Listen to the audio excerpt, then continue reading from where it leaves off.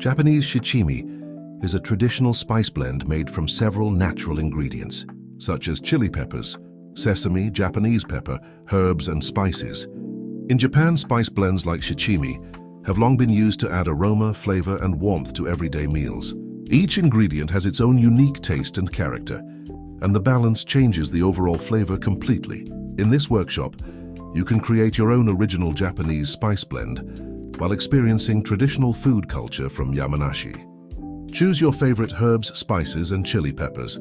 Each ingredient adds a unique flavor and aroma. Carefully measure each ingredient one by one using a spoon. Create a blend that matches your personal taste. Mix well until all the ingredients are evenly blended. Enjoy the colors and aromas of your original spice blend. Fill your original blend into the bottle and attach the sticker. Any extra seasoning can be taken home in a refill pack. Your original medicinal chili blend is ready. Enjoy it with noodles, rice dishes, soups, or grilled foods.